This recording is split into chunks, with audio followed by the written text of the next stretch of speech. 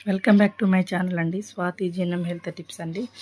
ఇప్పుడు రైస్, చింతపండు రసం చేశాను, అలాగే వంకాయ ఫ్రై కూడా చేశానండి మా ఆయన కోసం.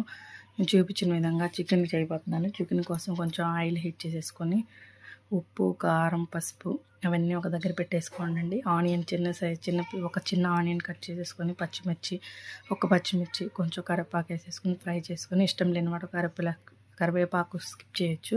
కొంచెం అల్లం వెల్లుల్లి పేస్ట్ వేసేసుకోవాలండి. కొంచెం పసుపు వేసుకోవాలి, ఉప్పు వేసేసుకోవాలండి. కొంచెం అల్లం వెల్లుల్లి పేస్ట్ ఫ్రిడ్జ్లో పెట్టింది కాకుండా అప్పటికప్పుడు తయారు చేసుకున్నట్టయితే చాలా బాగుంటుంది. ఎవరి ఇష్టం వాళ్ళది. నేనైతే అప్పటికప్పుడు తయారు చేసేసుకుంటాను, ఎందుకంటే ఫ్రెష్గా ఉండిద్ది. చికెన్ తీసుకొని వాష్ చేసుకుని పెట్టుకోవాలి. ఆ తర్వాత పట్టా, లవంగా, కొంచెం సోంపు కొంచెం 3 వేసేసుకొని బాగా ఫ్రై చేసుకోవాలి. ఆ తర్వాత ఒక చిన్న సైజు టమాటా ఉంటుంది కదండి, అది కూడా తీసేసుకొని ఫ్రై చేసేసుకోవాలండి. కొంచెం టమాటో ఒక 5 to 10 minutes మగ్గిన తర్వాత చికెన్ వాష్ చేసుకొని రెడీగా పెట్టుకోవాలి కదండి, ఆ చికెన్ కూడా వేసేసుకొని ఇలా తిప్పుకోవాలి.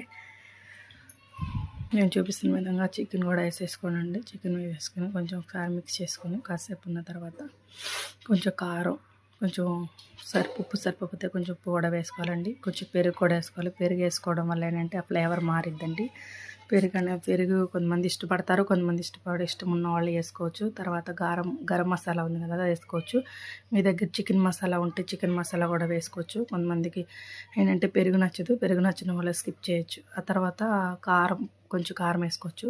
కారం, ఉప్పు అనేది మీరు చూసుకొని వేసుకుని, కొంతమంది ఉప్పు కారం తక్కువ తింటారు, కొంతమంది ఎక్కువ తింటారు. చూసుకోండి మీ స్పైసెస్కి తగ్గట్టుగా. అంటే మీరు ఎక్కువ కారం తింటారా, తక్కువ కారం తింటారా మీకే తెలిసింది. మీ స్పైసెస్ తగ్గట్టుగా కారం, ఉప్పు అనేది వేసుకోండి. కారం, ఉప్పు అనేది కరెక్ట్గా ఎవరు చెప్పలేరండి, ఎందుకంటే మీరు ఎంత తింటారో మీకే తెలిసింది. కారం, ఉప్పు చూసుకొని దాన్ని సరి చేసుకోండి. కొంచెం వాటర్ వేసేసుకొని ఒక 10 to 15 minutes బాయిల్ చేసుకున్నాక ఇలా వస్తుందండి కర్రీ.